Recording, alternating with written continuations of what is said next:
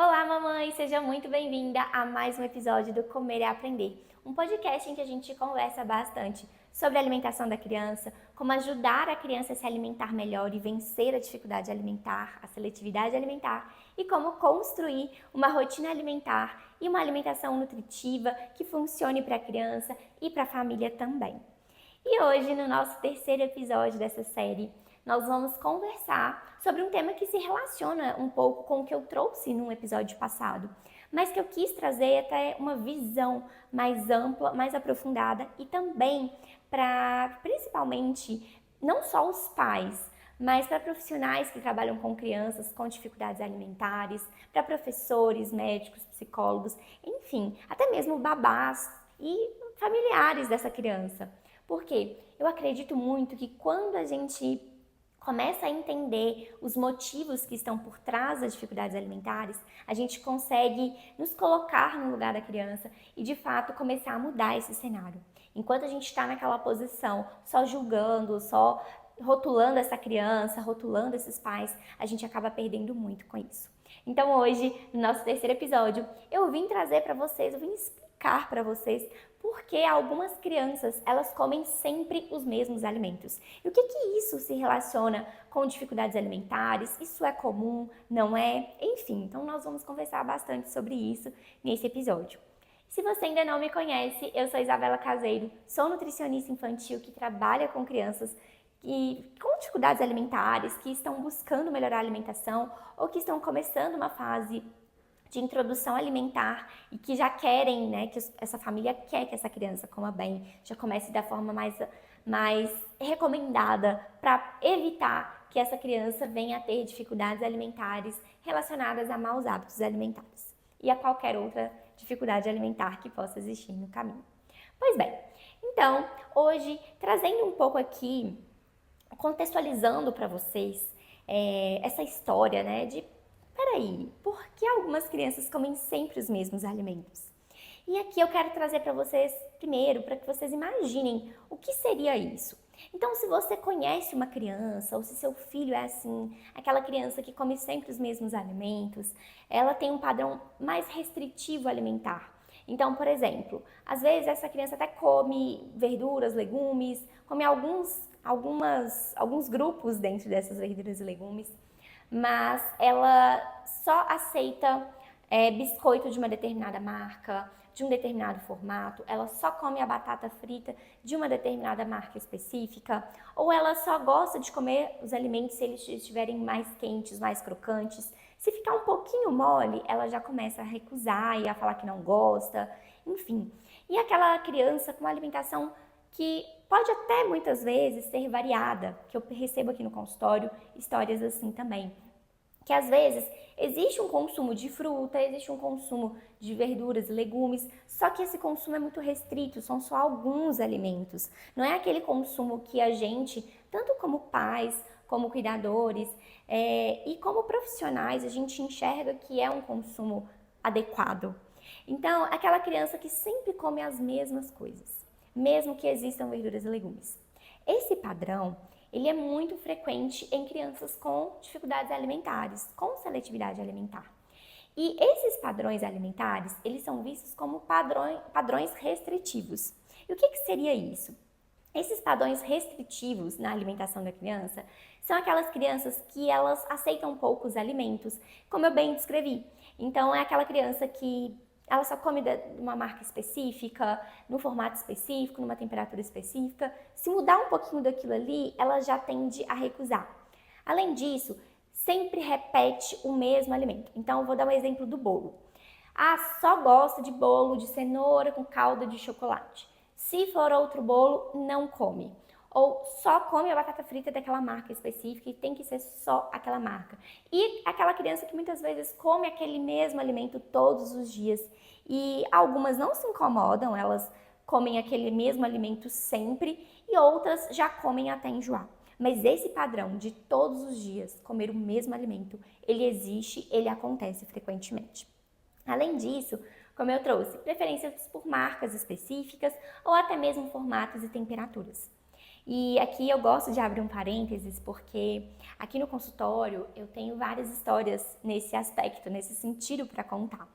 E uma delas, assim, que me marca bastante, são crianças que eu recebi aqui no consultório, que eu recebo e tenho aqui, que gostam de biscoito polvilho num formato específico, ou elas gostam somente de entrar em contato com alimentos gelados, ou até mesmo crianças que só se sentem confortáveis se o alimento ele for preparado sempre da mesma forma. Aquela história de que às vezes os pais, na tentativa de fazer com que a criança coma ao menos os nutrientes de uma verdura e legume, acaba amassando, escondendo no meio da preparação preferida da criança. E aí essa criança ela sente aquele sabor e ela já recusa totalmente aquele alimento. Então, até mesmo essas mudanças sutis é comum de acontecer com algumas crianças de recusarem porque elas perceberam que tem algo de diferente ali. Então, esses padrões, eles são exemplos, certo? De padrões alimentares que são mais restritivos. E isso, por mais que seja muito frequente entre as crianças, eu sei que entre as famílias vocês conversam sobre isso e a troca lá em casa também é assim.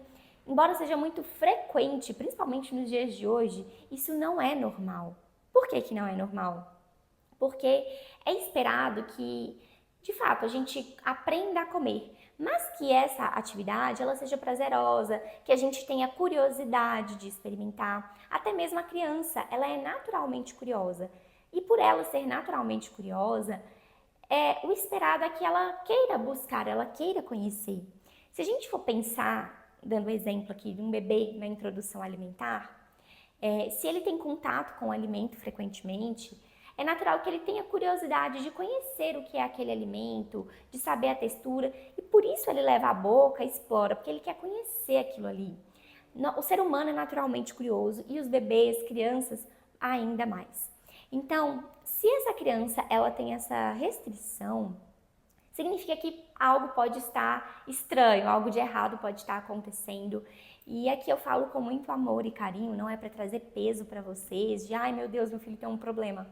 Mas é para trazer para a consciência, para que isso se torne mais claro, de que existe de fato algo que precisa ser observado na alimentação da criança, se ela carrega esse padrão, se ela tem esse perfil alimentar.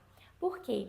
Embora seja muito frequente entre as crianças, isso não é normal, não é o esperado.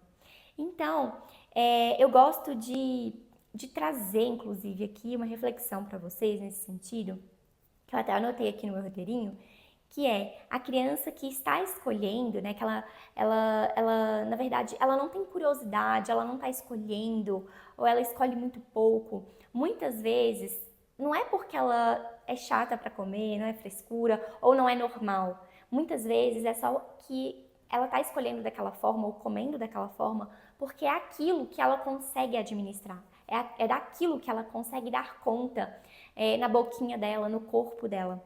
Ela ainda não consegue tolerar, por exemplo, alimentos mais inteiros ou sabores mais fortes. Então, por isso, pelo fato de ela não tolerar, é que ela acaba preferindo comer sempre os mesmos alimentos. E esse padrão, como eu disse, embora frequente, não é normal, não é esperado. E por que isso acontece? E aí eu quero trazer para você a ideia da neurociência infantil, lá do cérebro da criança. Então, como que o cérebro da criança ele funciona? Eu já disse para vocês nos episódios passados, e eu gosto sempre de reforçar isso aqui, que a criança ela precisa de previsibilidade. Então, quanto mais previsível for, melhor para ela, mais fácil é o aprendizado. E com a alimentação é da mesma forma. Se comer é aprendido, então precisa ser previsível para ela. E aí, quando aquilo é previsível, essa criança ela está sempre confortável. E aí ela não desregula, como a gente gosta de chamar, no quesito de a criança lidar com as emoções e com os estímulos externos e internos. Então ela fica tranquila, ela fica em paz e ela não desregula. E aí, o que acontece? Se eu coloco essa criança em contato com um alimento que ela não gosta, né, que aos olhos leigos a gente pode dizer que ela não gosta, mas aos olhos mais técnicos, mais profissionais, a gente pode inclusive pensar que essa criança ainda não está pronta para lidar com aquele alimento. E aí eu vou trazer alguns exemplos para você, para ficar mais claro ainda. A criança que só gosta de comer crocante, certo? Batata frita, nuggets, biscoito recheado, a criança que gosta muito de comer doces, enfim. Essa criança, ela tem esse padrão alimentar. E de repente a gente sai para um local interessante, vai para um evento familiar, e aí a gente se depara com um caldo que tem uma cor amarronzada na maioria das vezes, um caldo de costela. Então tem uma cor amarronzada, é um alimento muito líquido, muito diferente daquilo que a criança está acostumada. Ela está aqui no crocante e aí eu quero oferecer para ela um alimento bem pastoso, assim. Então é natural que essa criança ela tenha uma resistência. Por quê? Concorda comigo que esse caldo de costela, ele está muito distante desse padrão alimentar que essa criança tem de comer nuggets, batata frita, biscoitos recheados, biscoitos crocantes? Então sair deste padrão crocante e ir para o líquido, para o pastoso, sem a gente fazer uma transição real e ainda modificar, em alguns casos, o sabor, sair muito do padrão doce e ir para o padrão, para o padrão salgado, isso traz para a criança um desconforto. E através desse desconforto, a gente fala da sensibilidade sensorial. Se essa criança ela só come crocante, não adianta eu forçar essa criança a se sentir confortável com aquele alimento líquido e pastoso. Crianças que não têm problemas com sensibilidade sensorial toleram muito bem isso, toleram muito bem esse estímulo. Mas crianças que já têm esse padrão alimentar crocante e que a gente já sabe que ela não gosta desse perfil de alimento mais pastoso, mais molenga, mais úmido, dificilmente ela vai tolerar esse alimento. Então, aí ela entra ela de fato, ela desregula e essa sensibilidade sensorial fica mais aguçada, certo? Além disso, voltando nesse exemplo dos alimentos mais crocantes, da batata frita, do nuggets para o caldo de costela, concorda comigo que para o padrão alimentar dela, esse caldo ele não é previsível, porque ele é uma textura e até um sabor muito diferente do que ela está acostumada? Então, previsibilidade é essencial para a gente trazer conforto alimentar para a criança. E conforto alimentar, gente, é muito importante para que de fato a criança coma. Não vai adiantar você forçar, você obrigar, você barganhar, você obrigar, se você não traz conforto alimentar. Nada disso vai funcionar se a gente não traz o conforto. Porque a gente vai entrar em embate com aquela criança, a gente vai obrigá-la a comer, vai querer que ela coma. E em alguns casos, a criança ela pode até comer porque ela tem medo, porque ela não quer aquela punição que talvez você falou que daria. Mas qual o preço disso a longo prazo? Você realmente acredita que obrigar, que forçar, que barganhar com essa criança vai estimular de fato essa criança a comer fora do ambiente que vocês estão e ela vai comer de uma forma satisfeita? Muito provavelmente não. Porque provavelmente você vai ter que forçar de novo até essa criança entrar num modo assim de luta e fuga. Ou seja, ou um lado ou outro ganha. E muitas vezes é o lado da criança que ganha, porque ela não consegue comer, porque por vários motivos, porque ela não está preparada, porque ela não está pronta para aquilo, porque ela não gosta. E o adulto acaba se cansando daquela guerra, pode até em alguns momentos puni-la, mas acaba se cansando e cede até mesmo ao que a criança prefere comer. E muitas vezes esse ceder, ele não é o alimento mais indicado, é o alimento preferido. Então é aqui o momento que essa criança, que esse almoço, vamos dar um exemplo, é substituído pelo iogurte, pelo leite, que são os alimentos confortáveis, para essa criança entrar de novo na zona confortável dela. Então, é o momento que, quando a gente força uma alimentação, eu obrigo, tento fazer essa criança comer a todo custo, um alimento que não é previsível para ela, que ela não conhece, que ela não está pronta para comer.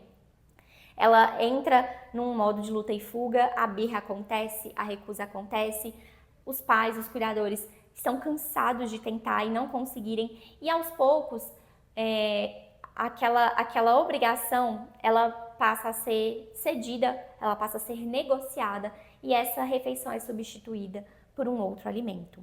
Então, isso é um exemplo real do que acontece no dia a dia das crianças com dificuldades alimentares. Acontecia comigo também na minha infância, e eu trouxe para ilustrar muito bem isso, que não adianta a gente forçar, porque o ponto não é frescura para comer, não é chatice.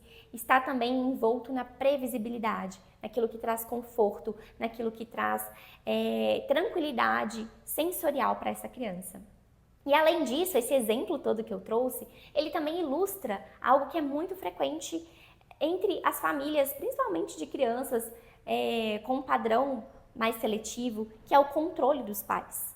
Muitos pais, principalmente aqueles que a gente tem o estilo parental, não sei se você já ouviu falar e eu posso vir trazer num próximo episódio sobre isso para vocês, inclusive se vocês quiserem aprender sobre estilos parentais, deixa aqui embaixo para mim, se vocês querem aprender um pouco mais sobre o que é o estilo parental, quais estilos existem, para que te ajude a se identificar nesse meio tempo.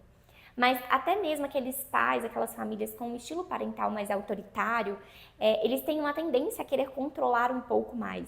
E essa busca por controle, ela acaba ativando esse modo de luta e fuga. Essa busca por controle não cria o que a gente chama de alimentação responsiva, de uma criança que come bem, sem você ter que ficar obrigando, forçando, mas que ela come de uma forma natural. Esse é o sonho de todo pai, de toda mãe, ver a criança, ver o filho comer de forma natural. Mas quando isso não acontece, aí vem o embate, vem o controle. E essa cena que eu trouxe, ela ilustra também essa necessidade de controle. Muitas vezes a família quer, de fato, controlar aquilo que a criança come, não por maldade, mas é porque ela aprendeu dessa forma e ela sente, de alguma forma, que através desse controle a criança está comendo aquilo que ela precisa, está recebendo os nutrientes que ela precisa para se desenvolver bem. Mas, mais uma vez eu digo, não adianta a gente tentar controlar se a gente não sabe como reagir diante da recusa da criança, a gente não sabe o porquê daquela recusa. E a verdade é que a gente não tem domínio, a gente não tem controle sobre o comportamento do outro, ainda que seja o seu filho. A gente consegue orientá-lo, a gente consegue guiá-lo. E aqui eu gosto de trazer muito exemplo que eu aprendi lendo um livro, se não me engano, é O Cérebro da Criança, que ilustra essa ideia de que a criança ela é como um rio, ela tem o próprio fluxo. E os pais, os cuidadores, todo mundo que está envolto no cuidado com a criança são as margens. Então as margens vão direcionando para onde esse rio vai.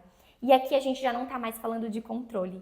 O controle é quando a gente quer, todo custo, controlar o fluxo deste rio. Mas a gente não controla o fluxo do rio. A gente controla para onde ele vai, o direcionamento. E aí que é o ponto que nós, como pais, como cuidadores, devemos ter. Direcionar nossos filhos a aprender a comer bem, direcionar a se sentir confortável com o alimento. Trazendo aqui essa ideia do rio e das margens para o contexto alimentar. Pois bem, e aí, trazendo só mais um exemplo para vocês. Quando a gente tem aquela mesma textura crocante, a batata frita ou o leitinho, o iogurte, isso traz conforto alimentar e por isso a criança come sempre esse alimento. Outra maneira de trazer esse conforto alimentar é apresentar sempre da mesma forma. Então, sempre no mesmo pratinho, no mesmo copo. Eu tenho muitas crianças aqui que elas só se sentem bem se comem naquele copo específico, naquele prato específico, e aquele prato precisa estar extremamente limpo, porque se tiver um cheiro diferente, eles não comem. A gente pode pensar na mesma apresentação, até mesmo na forma de cortar, na forma de preparar, sempre da mesma forma. E mais uma vez isso reforça aquela necessidade da previsibilidade. E essas crianças com dificuldades alimentares, elas têm essa necessidade de previsibilidade muito mais aguçada do que uma criança que não tem a seletividade, que não tem a dificuldade alimentar. Justamente porque é através dessa previsibilidade que a criança se sente confortável e que ela fica num estágio de conforto para conseguir executar as tarefas dela e não entra naquele modo de luta e fuga que eu trouxe para vocês. E aí, quando a gente, inclusive, vai tentar trazer novos alimentos para essa criança que ela não está pronta para comer, e também pegando o gancho desse exemplo que eu dei de uma refeição que a família obriga, a criança não aceita, até que essa refeição é substituída, este é um exemplo muito clássico do ciclo da recusa alimentar. Como é que ele acontece? Os pais, eles estão com a expectativa muito alta ou estão preocupados e querem que a criança coma aquele prato super colorido. E aí eles vão lá e servem aquele prato para a criança, ou eles obrigam a criança a colocar um legume, por exemplo, no prato dela que ela não gosta, ou uma fruta. E aí, de repente, essa criança, ela vai para a mesa emburrada porque ela não gosta daquele alimento. E aí, essa criança, ela começa a fazer as muralhas no prato, que eu gosto de chamar. Então, ela empurra aquele alimento pro cantinho do prato, ela faz cara feia, ela torce o nariz, ela enrola o tanto que ela pode para não ter que lidar com aquele alimento que, aos olhos dela, é nojento. É como se tivessem insetos no prato dela. E pode soar estranho para você, talvez você pense assim: nossa, mas eu acho tão gostoso um purê de batata. Nossa, mas uma abóbora cozida é tão maravilhosa. Não sei como é que esse menino não gosta. Só que gostoso e desagradável, isso é uma opinião muito pessoal. E aquilo que é gostoso para você pode ser terrível para o seu filho. E aí, de repente, você ama purê de batata. Só que purê de batata é da textura pastosa. E se seu filho está acostumado a só comer alimentos crocantes, naturalmente ele não vai gostar da batata em formato de purê, mas ele vai preferir a batata como em formato frito. Então, por ter essa diferença de aceitação, cria-se a ideia de que a criança não gosta de batata. Só que percebe que ela, na verdade, ela só prefere a batata em formato frito do que no formato de purê. E para a gente chegar nesse formato de purê, existe um trajeto para a gente percorrer até chegar no purê. Não quer dizer que ela nunca vai comer purê, mas sair de uma batata frita e ir para o purê é muito difícil. Se a gente faz esse trajeto gradualmente até chegar no purê, é mais fácil e chances são que essa criança ela possa e ela consiga aceitar esse alimento. Pois bem, e aí a criança então ela começa a recusar esses novos alimentos que você coloca para ela. E aí a família, sem saber o que fazer, retira aquele prato ou oferece somente aquilo que ela aceita, compra somente aqueles alimentos que ela aceita. E como é comum aqui no consultório eu escutar de várias famílias, às vezes a mãe ama frutas, mas de repente só ela naquela casa come frutas. Mas ninguém come, o marido não come, os filhos não comem, e de repente aquilo vira padrão para ela, ela também para de comprar frutas. Por quê? Afinal de contas, os meninos não comem, eu vou comprar só para mim, para perder? Eu não como tudo isso de fruta. E aí, ao invés de ajustar a compra dessa fruta, ela simplesmente para de comprar. E aí que está o erro.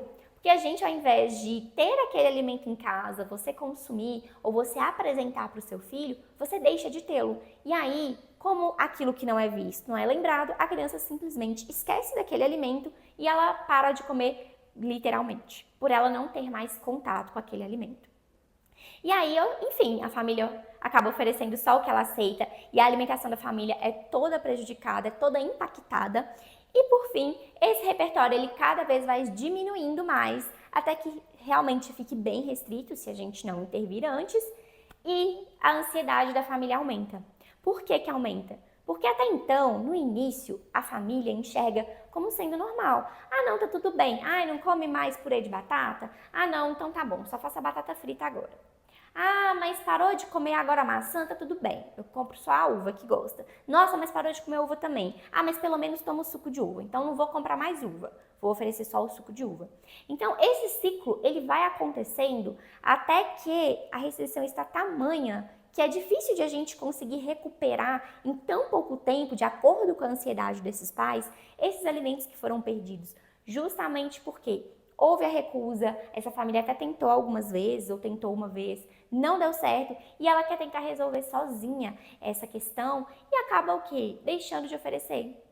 Porque ela não quer se frustrar, porque causa ansiedade, enfim. Então, isso é o famoso ciclo da recusa. E aí, quando os pais chegam aqui no consultório procurando ajuda, muitas vezes a família vai deixando passar vários anos. Porque esses episódios, geralmente eles não acontecem em um espaço curtinho de tempo. Em geral, pelo menos a minha realidade aqui no consultório, essas famílias, quando elas chegam a procurar ajuda, esse problema já está acontecendo há muito tempo. E as famílias já estão tão ansiosas que às vezes elas querem um resultado para ontem. Só que para recuperar esses alimentos que foram perdidos, que eram aceitos que foram perdidos no meio do caminho, para incluir novos alimentos, para atender aquela ansiedade dos pais, a gente precisa trabalhar com a criança a motivação, o conforto, e isso leva tempo. Não adianta eu dizer para vocês que é rápido, porque depende de um aprendizado. E é como andar e falar. Quanto tempo o seu filho gasta para aprender a andar de uma forma plena, a falar de uma forma adequada?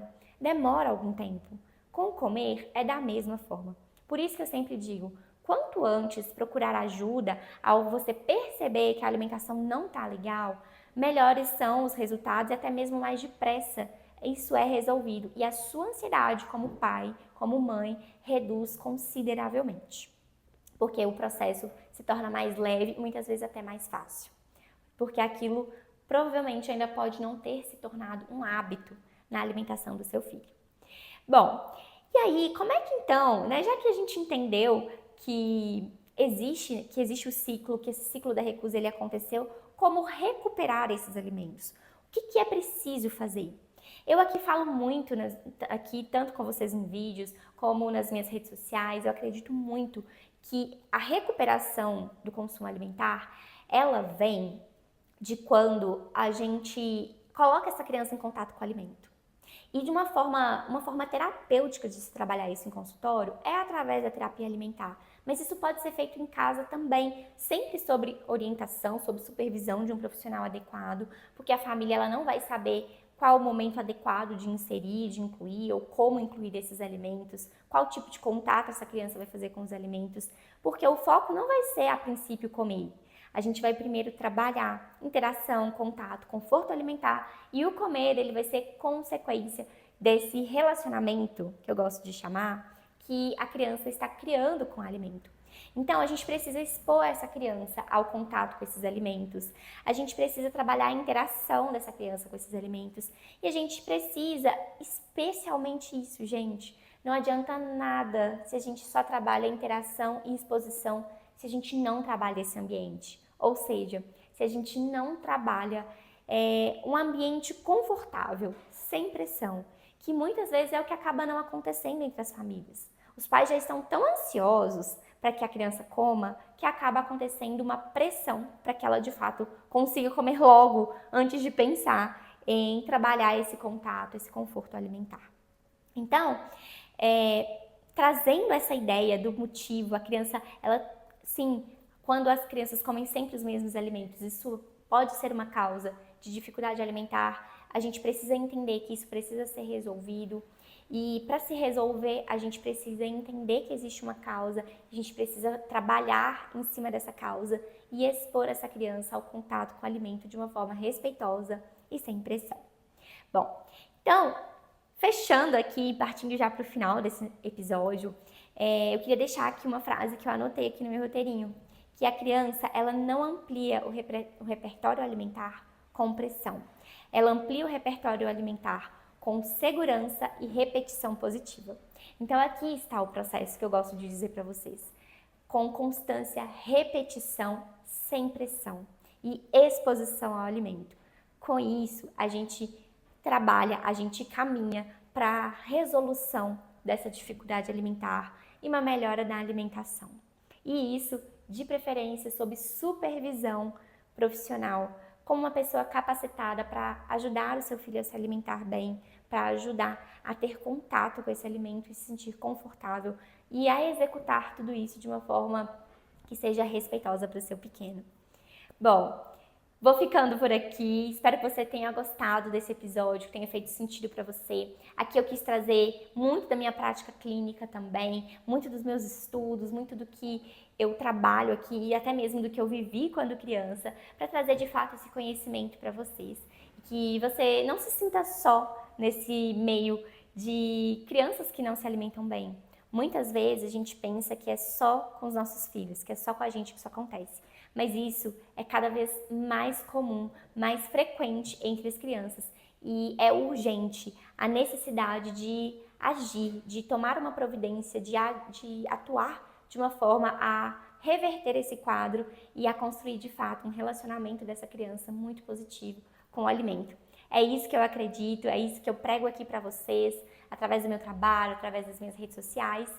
E por falar nelas, se você ainda não me acompanha nas minhas redes sociais, eu convido você a me acompanhar, a se inscrever aqui no canal, para que você sempre receba conteúdo sobre alimentação infantil, consiga entender um pouco mais sobre esse universo de recusa alimentar e entender, acima de tudo, que por mais que exista uma recusa, existe sim solução.